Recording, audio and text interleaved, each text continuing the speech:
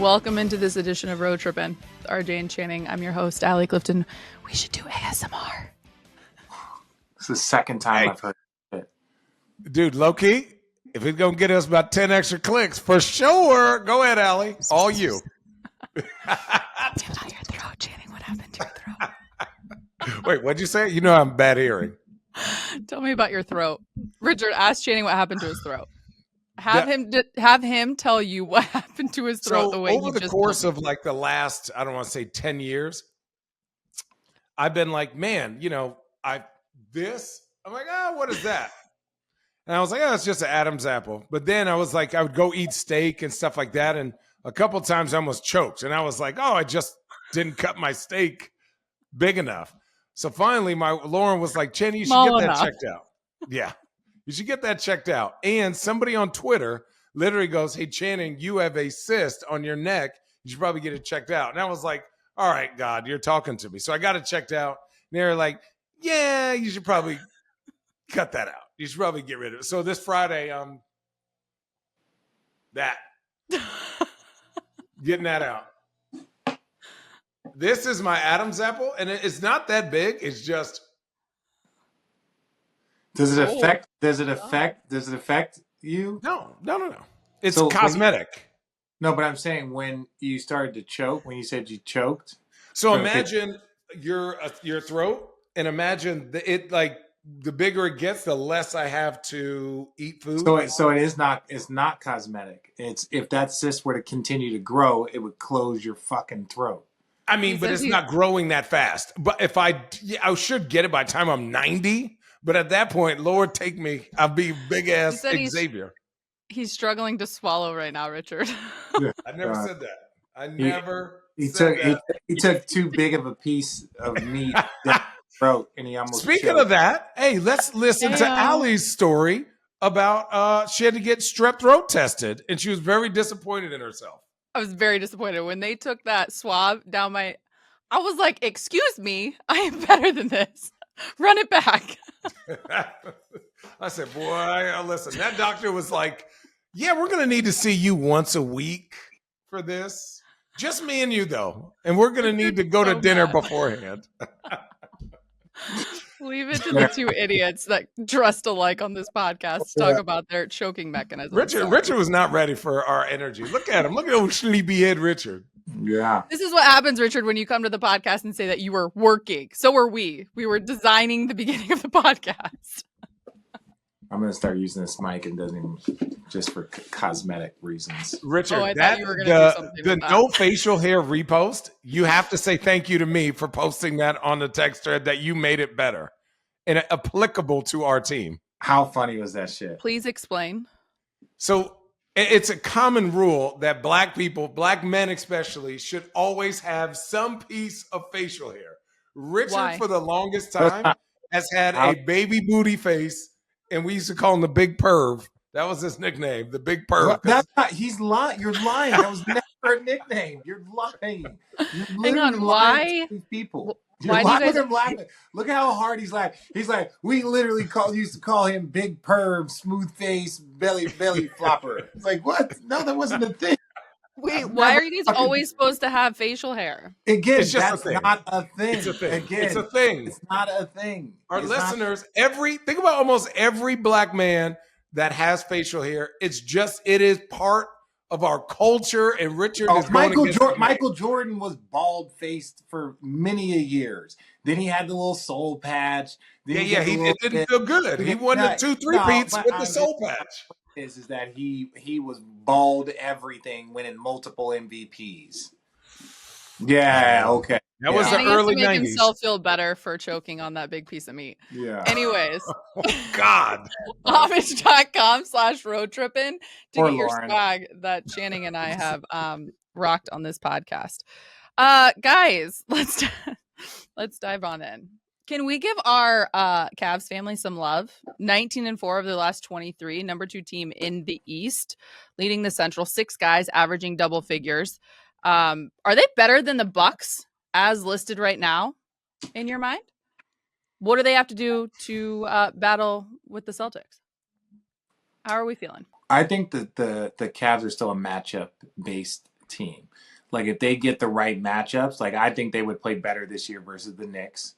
I think they would play. I think that they would still get bullied by Milwaukee. I think they don't have enough firepower for Boston, but I think there is still a path for them to get to the conference finals. I still think that they are one of the top teams, but I think that they're still matchup based. Like last year when they lost to the Knicks, it was a bad matchup for them. That was a bad matchup. And 4-5, people make it seem like 4-5 is that 4-5 is they were basically similar records. One team just, that does a certain thing well. So I think the Cavs are great. I think you see the emergence, Donovan Mitchell, all those Darius Garland, all these dudes. But I just think at the end of the day, like if they get a good matchup, they can make some noise. If they get a bad matchup, they could be out early. With this group, I would love for them to have a signature win, right? Like a big win versus a very good team. So meaning like we've seen Donovan Mitchell and Jared Allen win big games and go on a run during the regular season. I'd love to see the Evan Mobley, Darius Garland, Donovan Mitchell, like that starting 5 unit have a signature win where we go, oh shit, they might be for real. Like they doing it. But as of right now, I have them, again, still in that puncher's chance. Whether they have, Evan Mobley or Darius Garland, or whether it's just Donovan Mitchell, I don't know if it puts them above Philly, Milwaukee, or Boston. Philly, though, again, I don't trust in the Joel Embiid situation. Not from a standpoint of can he come back. But, like, okay, if he comes back, let's say he comes back with 15 games ago. 7 of those games, he's going to be on minute restriction. He's not going to be playing back-to-backs. So it's like, even then, so when will he be at? Because understand, they are a contender when Joel Embiid is playing at an MVP level. If he's not playing at an and the conditioning that it takes, when we, Channing, you know this, when you get into the postseason, there is like, no, everyone's sprinting back on defense. Everyone's like, it is do or die. So Joel Embiid has to be playing at an MVP level by the time the postseason starts for them. Now, again, if they get a good first-round matchup and he can kind of build in that first-round series, good for him. But ultimately, that's why I'm not like bought in on Philly because it's not like they just got to get Joel Embiid back. He's not going to show back up and in the first 2 weeks be playing 40 minutes a night and dominating like, he's going to be playing 20-25. Yeah. Then playoff shape. But when that motherfucker out there, listen, I think y'all forgot. When he out there, new team, Nicholas Batum, you have Oubre, you have Tobias, you have Maxey. They're more of a team than they've ever been. Agreed. They're more of a complete team than they've ever been, coaching included. And I like that even they have a signature win, right? Like I think this Friday, they had a signature win versus a team. You're like, how the F did you win that game? You know? Going back, I was actually just looking at their schedule. Going back to Cavs, January 17th, they've beat the Bucks twice. They beat the Clippers and the Kings. So basically you're saying the Channing signature win whole argument is bullshit? No, between now, these are signature wins now. Okay. If both of your players play after the All-Star break, you're getting ready. You're getting ready. Yeah, you're getting ready. That's a signature win. You winning some shit in December, ain't nobody give a shit about that. Fair. Yeah, I mean, right now, but you weren't even the same team. You weren't even in shape. You're worried about your candy canes. Touche. All right. All right. From the East to the West, then the Warriors 10-3 in their last 13. They're above 500 now, currently back in the playoff fold as the 10 seed out West. They do get Chris Paul, back in the lineup this week. He's missed 21 games with a broken hand. Where do you see them now with Clay off the bench, adding Chris Paul back to this, the way they're playing? Can we also, when we clip this, when Channing said, hey, maybe we should bring Clay off the bench the first couple months of the season? It would take the pressure off his mind and he would just get to go play basketball. Did you say that? Yes, I did. I thought you said trade Steph Curry. No. I said, if you're not going to go for it, blow it up. And Richard made a good point and said, well, there goes your salaries because these seats are expensive. Yeah. Everyone but Steph. Everyone but one-man show. Yeah. I like this version of the Warriors. And here's why. Wiggins has the freedom to be that starter, and there's no pressure on him anymore. If I do well, I get to hoop. If I don't, then hey, here comes Clay. They're starting to roll, and they always have like another level to their play, which I appreciate. And the young guys are finally catching up. And then with Chris Paul, it'll be interesting how that second unit now with Chris Paul and Clay does. I think, yes, they're a little older, but, hopefully those young guys can get it done defensively. If they make it. No, I'm saying right now they would be paired with going against LeBron in a 1-game situation. Ugh. Right? Like both sides, though. On both sides. On both sides. That's what I'm saying. Both sides. That's what I'm saying. So if the Lakers were to make it based off of, I'm saying, so that's the kind of the way I look at it. It's like, if either of those teams make it, but especially them, if they make it, they can win a first-round series. But I don't think that they're anywhere near good enough, talented enough currently in the way they are playing. Not, I don't want these boys to go on some Western Conference final run like the Lakers did last year. They're capable with Steph Curry. But currently the way they're playing, they don't look like the type of team that can make a conference final run. No. Because they would get Denver in the second round. They would get Clippers in the second round. You would get the Horses in the second round. The first round, Minnesota, OKC, very vulnerable in my opinion. Mm-hmm. After that, you're talking about the Dallases. You're talking about your Phoenix, Clippers, Phoenix. Denver. You're talking Minnesota. about you're not playing against teams that have zero playoff experience together in Minnesota, zero playoff experience together. Oklahoma City. In Oklahoma City. Are Minnesota title contenders? No. You saw what Milwaukee did to them? Not yet. Hold on, young fella. There's levels. But hear me out. Let them beat the Lakers in a first-round series like Phoenix did, right? Let them beat the Lakers. Let them go and let's say they go 7 with the Clippers. Right? Or let's say they beat the Clippers, get to the conference finals. Next season, I would say, yes, they're a championship contender. This year, no. You got to go. Think about it. You would have to go Lakers, Clippers, possibly Denver, and then you would have to go the Celtics. Do you think that they have the talent, the fortitude to get through those multiple rounds to be a contender? Those would be the teams that I don't think that they could beat that many teams in a row. Are you believing in the Lakers? No. I'm just not doubting the Lakers. Those are two different things. My big thing is Rudy Gobert has such a huge impact on their defense, and he's been doing amazing this year. But I just don't know if you could keep Rudy on the court like that. I'll have to see it. Yeah, interesting. Okay, sorry, I went off on a little tangent there. You guys hear the Ice Cream Man? By the way. One of the best songs, the Ice Cream songs. I think it's the most creepiest song. Oh, I love it. When I was a kid, I didn't understand it. Or I didn't understand what I now hear. Is that not the most creepiest? It's like one of the songs that you have in a clown movie playing. Is that because you had to churn your own ice cream and butter to make it? And then when cars came along? You know what's so funny? My parents had a butter churner in our Florida room. In your what room? We call it the Florida room. The Florida room? Because it was downstairs and it was all windows and glass and doors. So it was like a sunroom. So we called it the Florida room. Florida room in Ohio? And there was a butter churner. Yeah. You guys have lived in Ohio. You know what it's like 9 months out of the year. God love my home state. But it can be a little gray and dark. So anything to cheer things up. Speaking of, Richard. Churner? You're giving into the stereotypes here, Allison. Steph Curry makes you believe you can do anything, and the Curry 11s are specifically designed with ultimate bounce, grip, and stability to allow everyone to do their thing. New generations of ball players are coming up and showing the basketball world that the old rules do not apply. The future is exciting, fast, positive, and hungry. This NBA season, rock with your favorite player and rep his shoes on and off the court.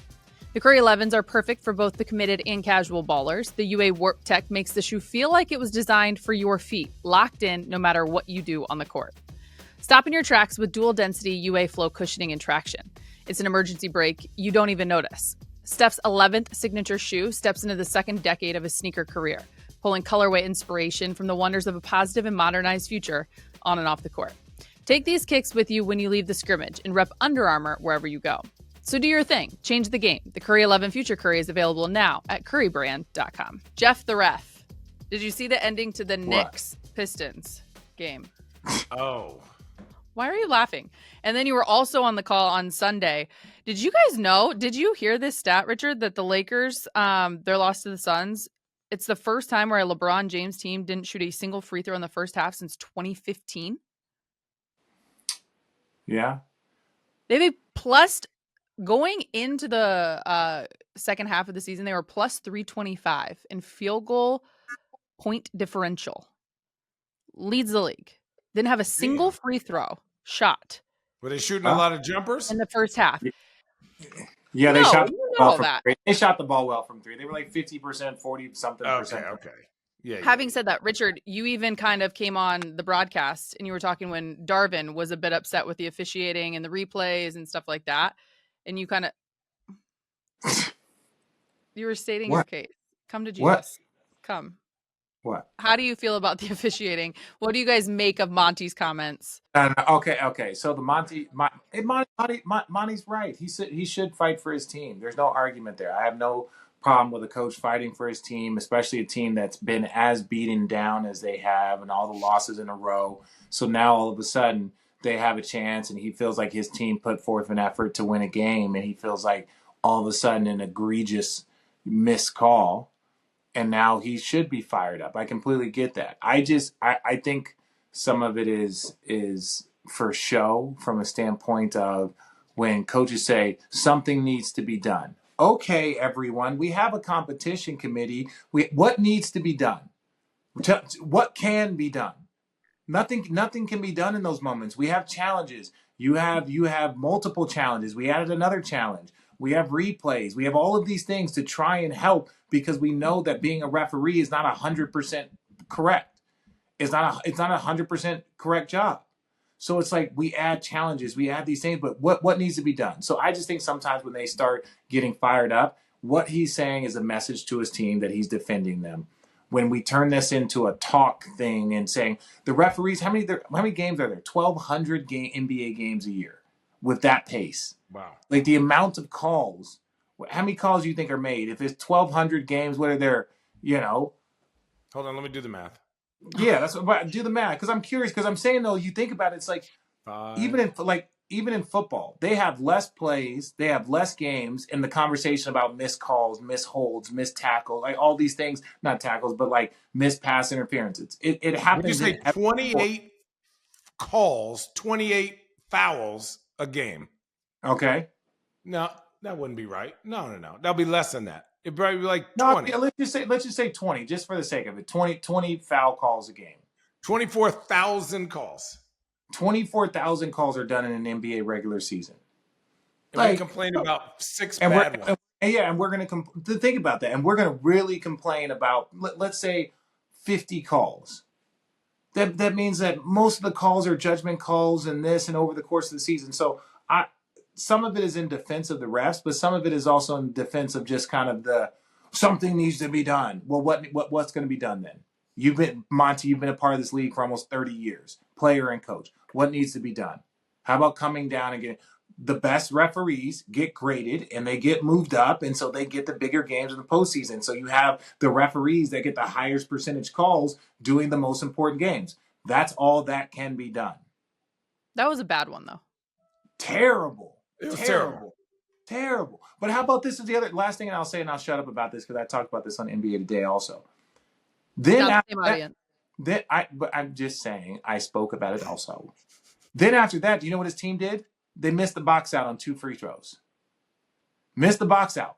So he missed the box out. So all of a sudden, they missed another call. They missed another call, I think, on that verticality. That's a judgment call because the referee can say that the player was going forward, not just straight up down on vertical. So whatever. So then they missed the box out. Josh Hart gets the free throw again. He makes the first free throw, misses the second one. The Knicks get the offensive rebound again. Mm-hmm. So it was like, even in that moment, your team you guys couldn't even secure a rebound on 2 different free throws. So we can point to that play and say that, oh, how do we do it? How do we do it? Maybe it's you getting very animated. That No.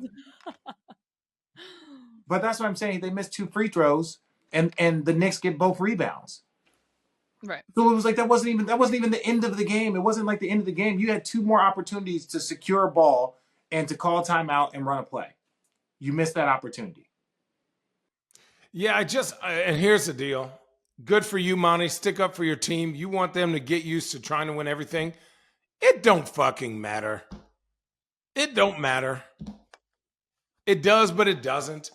And at the end of the day, I bet you that ref in his human mind goes, let him fight it out. Let him figure it out. Fuck it. Like in that split second, he goes, hey, they both hustling. Fuck it. There you go. Put it on a t-shirt. I actually like that. Put that on a t-shirt. Speaking of, homage.com/roadtrippin. How about the Clippers? Oh, okay. Okay, here we go. Let's start with Atlanta's not doing anything. Atlanta's, if they win a game, just know, bet all your checks that they are going to lose the next one. They are 500 for 2,000 straight games. I was going to say, could you put your glasses on? Because you could have never looked more dad with your glasses on. What are you doing, bro? What are you doing? What are you doing? This is a visual podcast. People can see this. Oh, my bad. I thought we were on radio. Fuck y'all. Excuse me, guys. The Clippers. Let's start with their rebranding first, and then we can dive into their I haven't seen their logo. Love it. Do you? I haven't seen it. I heard about it. Have a damn boat on your shit. It's an all-black boat wrapped in a C. And obviously their jerseys are rebranded as well. They get their new arena called the Intuit Dome next season. Tight. I love the rebranding, the timing of all of this. Oh, I like Crispy, it. Clean. I like it. I like it. And to me, honestly, it looks like a target, like you're like targeting. Is that me? Is it just me? Like it's like in a bullseye? Like it's in a bullseye? Yeah, it's the thing that they steer with, Richard, so you know the horizon of if you're going through a boat or an airplane. You were so close to sounding smart. You were so close to sounding smart. I don't know what that thing is called. Richard, it's with the thing and the nautical miles and dude, it is a couple of clicks and you're so close. I don't know it. I'm an idiot, but I was just like, Channing knows. I leaned in thinking I was going to get something. Then Shut up. All right, we like it. No, I like it. Can we talk about this? Yep. Let's give each team every 10 years a chance to change their team logo or team name so that it reflects the city that they're in. To me, I would like that if they wanted to. Isn't that what the city edition jerseys are? Good job, Utah Allie. Jazz? Good job, Allie. Allie. No, we're talking about the name, the actual name. The Utah Jazz, there's nothing jazzy about Utah. Don't do that. Okay? No, he's off the rails. He's off the rails. Washington? You know what? Have Let's you let seen him go. Wizards? Let's let him Are we at Hogwarts? There's nothing wizardy about Washington. Hey, we know you don't want to be the Bullets. Let's incorporate something Washington-y. You know? What the fuck is the Knick? What is the Knick? Only the highest of education will be shown here. That what is it? What'd you call it? What was the word? What? Wizard Washington-y? Yeah, they know wizards in Washington. Unless I don't know something, then what's up? Let's go through the NBA and you give me some new team names that they should think about. Okay. This is. I mean, I did. The Los Angeles Lakers. Well, I wasn't going to talk about that one, but that's a Minneapolis. Los Angeles Showtime would be cool. Showtime would be even better. Los Angeles Showtime would be be sick. And then give the Lakers to Minnesota. I have not seen a Timberwolf in fucking Minnesota, but I've seen a bunch of lakes. What's wrong? Cavaliers? What the fuck? Are we in medieval times? Medieval times is pretty cool, though. Have you been for real? No, I've never been. Oh my God, we went there in our sixth grade trip in Chicago. But I love Cable Guy. Chicago Bulls? I don't know. I don't know any Bulls in Chicago. You guys need a break, okay? So this is the time. I need you to give me your top players from last week. These are Jaime Jaquez. Game Jaime changer. Jaquez. Which players or coaches impressed you the most? Richard? Jaime Jaquez. One, I think he surprised a lot of people with his bounce in the dunk contest. They didn't know a person of his descent had bounced like that. Shout it out. What? I have not seen. Wait, he's Mexican, right? He's Mexican, right? Correct. Before I get this wrong. Yes. Before you get this wrong. Okay. Before I get this wrong. So he is Mexican. I grew up in Arizona. Channing, same. We grew up with all Mexicans, all my best friends. Angelo, Maya, Anthony Hernandez, all these dudes. These are my boys. Eric. None of them had they had Eric Larson. They had bounce when they were athletic when we were like 15, but none of them grew to be 6'7" with crazy bounce like him. So shout out him. And then he just dismantled the Kings, was cooking them all last night. So this later in 2 nights was cooking the Kings. And you're just like, yo, this rookie is going toe to toe and taking these boys down on the road. Like, come on. And it's like the first couple games after All-Star break. So, sometimes rookie takes them a little bit longer to engage. But shout out Jaime Jaquez. Channing? I'm going to go with the guy that's starting to get a little bit more attention, good and bad. I'm going to go with Jayson Tatum, right? Mm-hmm. He's the talk of the town. He's obviously exceptionally good. Lord have mercy. Exceptionally good. How much wine you have, bro? Not that much. People are like, is he that good? Or is this team just ridiculous all the time? But I think he is that good, and you got to give credit. The dude wins every single year. There's a lot of pressure on him this year because his team is stacked. So they got a lot of expectations. So Jayson Tatum. Oh, let me wrap this up first, and then we'll get there. Because that right there was Road Trippin's Game Changers of the Week, sponsored by Under Armour. Do your thing, change the game. The Curry 11 Future Curries are available now at currybrand.com. Is he not getting enough credit? It's like saying, no. He's getting the credit. He's getting the credit he deserves. Yeah, but it's also like, it's always going to be the what if. Would Ginobili have been better if he started on a worse team? Like, or is Jayson Tatum, can you just put Jayson Tatum on any team and then that team be great? He's always played with legit all-stars. He's always played with legit all-star caliber players. So give credit to the Boston Celtics, to me. But yes, I think he is that good, but he'll always have that what if. It's like, oh, Tim Duncan, what if you didn't have Pop and Tony Parker? We'll never know. What is Steph like without Clay or Draymond? We'll never know. Like, it's one of those things. And I think he does because I think people look at his roster and they think he's a great player. They think he's in the same conversation. He's been first team All NBA. They think he's a Luka. They think he's a LeBron. They think he's one of those guys. But like, for instance, if you were to take Jayson Tatum off that team and add LeBron, where do you think that team would be? About the same spot? Right? If you gave LeBron, Porzingis, Jaylen Brown, all of those defenders, where do you think? Drew Holiday, Derek White. Like, my point is this. Wait a second. This version of LeBron? Even this version of LeBron. Even this. What was your answer, Channing? Well, they'd be in first place. Yeah. Okay. Yeah, I'm saying this version of LeBron today that's with the Lakers, if you gave him all of those weapons that they currently have and just took Jayson Tatum off, you would feel like, so you're really saying that he's a great player that has a ton of weapons around him. Like, right. LeBron didn't win any MVPs when he was in Cleveland. Right? LeBron, were we holding it against him, or what was this? He didn't win any MVPs. Should he have? Yeah, I think so. Okay, here's a question. You take KD off of Phoenix and put him on Boston. Are they still number one?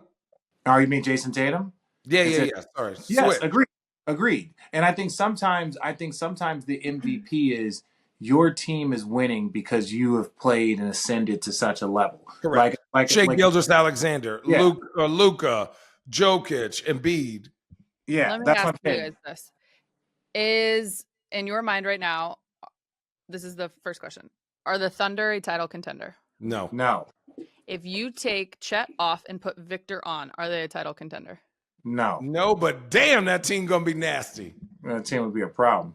Ooh. For the next 10 years, that team's going to be a problem. But the premise that she is making is that would Chet be making that much of it, or would Victor. Victor? Defensively, yes, absolutely. Defensively, yes. What's weird, and I know this might be crazy. I think if Chet was on San Antonio, they would be better.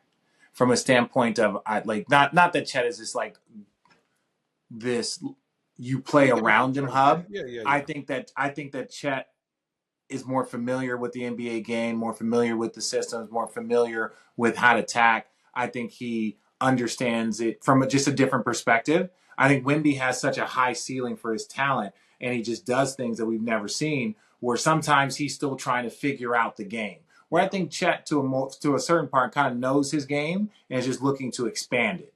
So right? you don't think putting Victor in a situation with players around him, like an MVP kind of player, would make a difference? No, it would make it would. I think Chet. That's how good I think. Like Chet is the. They were talking about Wemby was the first one with blocks. Something. Yeah, the 5-5-5-5-5 game. Yeah, but there was also but then Chet is like the youngest player, like rookie, to do 100 threes, 100 blocks, and 100 something. Like, so it's like they're both pacing stuff that's never been done by a rookie. Right? Like they're both pacing that stuff that's never been done by a rookie, a combination of things. Like that's how close they are. Here's a good example that I've been thinking about here in my very small brain. Chet is Carmelo. Wemby gets an opportunity to be like LeBron. Now, both of them equally Hall of Famers, equally great, but one's ceiling is just when your favorite player oohs and ahs every single day of watching this one player, you got to take notice of that. We've seen almost everything, and every player from, I'm back there in TNT in Atlanta, from Isaiah Thomas, Steve Smith, Shaq, Kenny, Charles, Ernie, myself, Brendan Haywood, Jamal. Every time this kid does something, we're just like, what in the how? Him jumping with his left. Now, Chet may do that not as often, but I just think Chet has opportunity to be an all-star a lot of years in a row. Wemby has opportunity to be the face of this league as an international superstar from a person that is like just God gifted to basketball for what he does and his size and his disposition and where he's at. Okay, so Chet, to what I was going to say, Chet Holmgren becomes the first rookie with 100+ threes and 150+ blocks in a season, and we still got 30 games to go. What is Wemby though? Because you could look him up and he has the same freaking like crazy.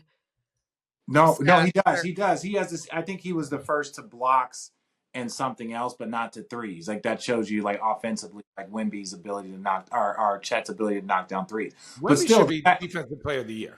But I think that's my. No, you can't be defensive player on a team like that just because you. Yes, you can. No, you can't, bro. But I think that's my thing with the whole conversation of if you were to surround Wemby with a different cast, because if you've obviously watched the Spurs, it's just been this whole like figure out process with him as the center, right? And so I just think it would be a different situation. It would help Wemby a lot. It would help Wemby a lot. It would help Wemby a lot. I think I wasn't making a counterpoint. I was just merely saying that Chet is doing shit that we've never seen rookies do also. Totally. So when we're looking at the combination of Wemby's doing things we've never seen, well, there's also a rookie also doing it on OKC. So it's like swapping those two. You're just swapping two rookies that have done shit that's fucking, that's all. Like, yeah, Wemby has a much higher ceiling. There's no doubt about that. But it's like, he's doing this. He's the first rookie with 100 threes and 150 blocks, and he's doing this for the number 1, number 2 seed. Mm-hmm. That's fucking pretty... Because you can't make mistakes. You can't, like, they're going to play him, but it's like they're out here battling for the number 1 seed, and he's putting up fucking all-time historic rookie numbers. Yeah. Like, that's pressure. Like, you got to do that shit every single day. Yeah. Like, they're basing their defense around him. They're basing their offense around him and winning games. All right. Let's dive into the court storming. Hard pivot. Pivot to the left. Richard has given his very animated... What is it? I'm curious. I think they should arrest everyone. And give them a ticket. He responded to Jay Billis's thought of citations and detainment for all the fans that storm the court. Yeah, they said they should have security keep them on the court and then give them a souvenir citation on their exit out. No, Channing, that's what he really said. What? Dude, Can I say this? Can I say this? And then I don't know these kids. Richard, if we look at Caitlin Clark, and I'm going to keep it a buck, and we look at the dude that this happened to the other night, was it me? How I saw it was, you obviously know drunk kids are running on the court, storming the court. Why would you stick out your knee or try to push them out the way? I've been on a court where somebody stormed the court. I put my hands up. They said, hey, good game, Channing. Ah, ha, ha. And I'm like, okay, fuck you. And I just walked. Nobody bothered me. Why is it if we watch the film, people are trying to bump and push, and then they're getting hit? To me, security is running over to you anyways. If you were to just chill out, the chances of that happening are almost slim to none. So you don't think they should give citations? Just say you're all detained. I've ever heard in my life. You're all detained and give them all citations or arrest them if you want to, and then court storming will stop the next day. Shit, no, it won't. No, it won't. No, it won't. I got a couple red tags in Tucson. You know what I did with them red tags? I went just like this. I had it. Okay. So you don't agree? No.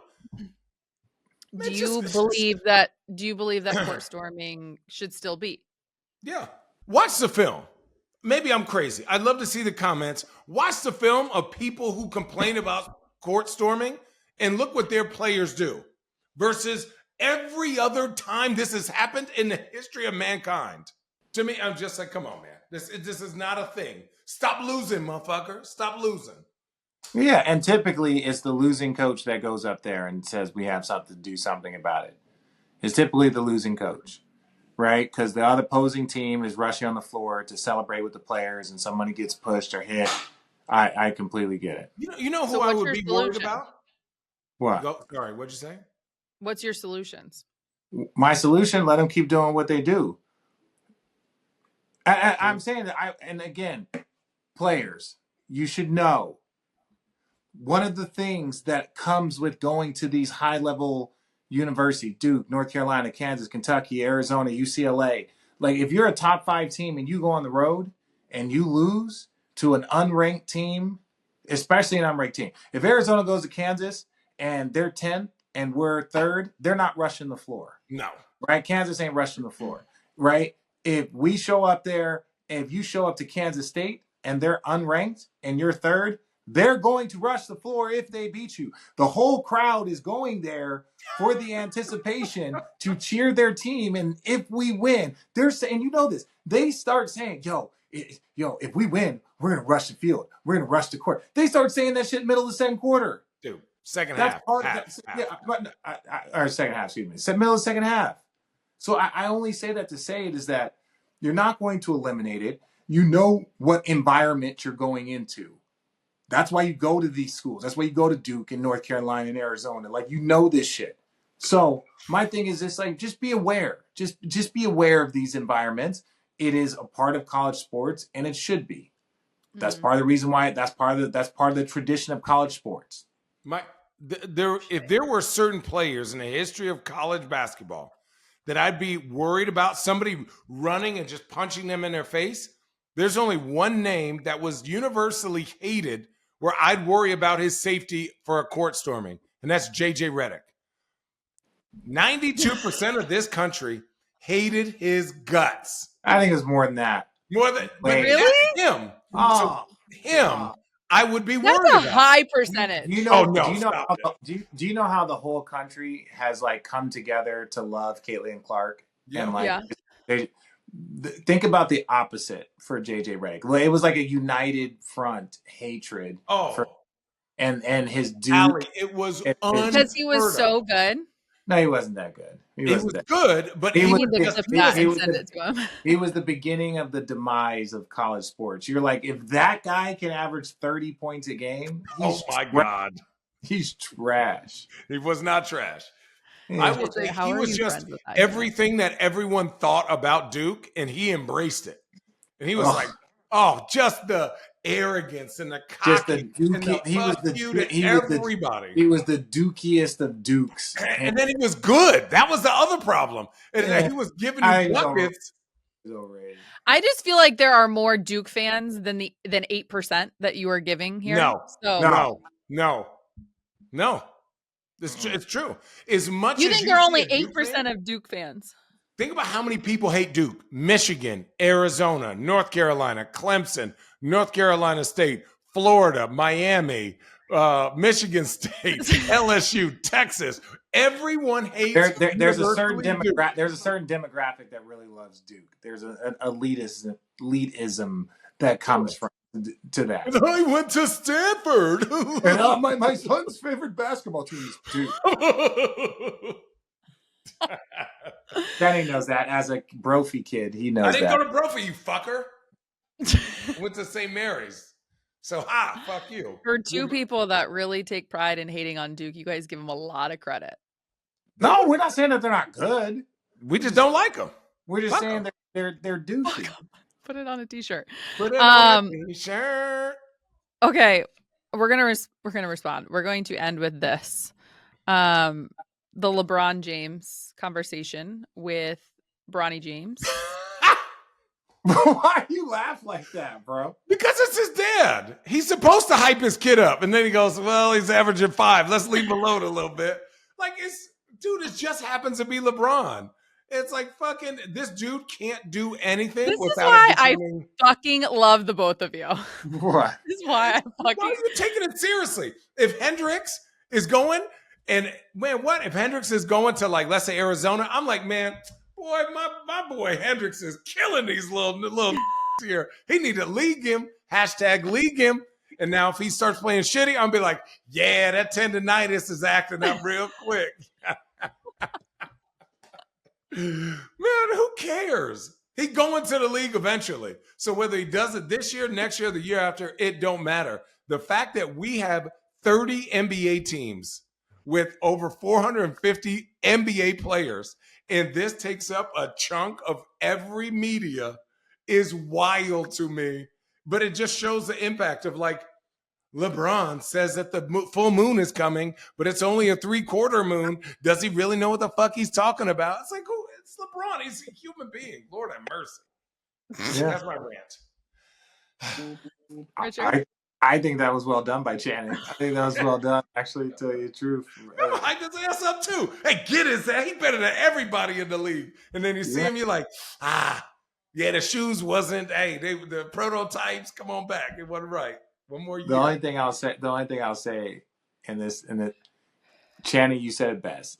He's a dad. He should hype his son up. He should, right? As a father, right? I sent you guys videos of Lil Rich playing in Little League. Like Phoenix making catches, I'll send to our group chat. Yes, as a father, you should hype up your kid. Now, there's a machine. There is a part of environment that you're now exposing your kid to the dark side of attention. There's a dark side to that shit that we all aware about. And I think at times when they say about you're not trying to protect your kid from attention, you want to protect your kid from the dark side that comes with attention. Yeah. And so I think, look, I don't know about the rankings. I don't really give a shit about the rankings. They tell me when I have to work the draft and then I start studying who is potential.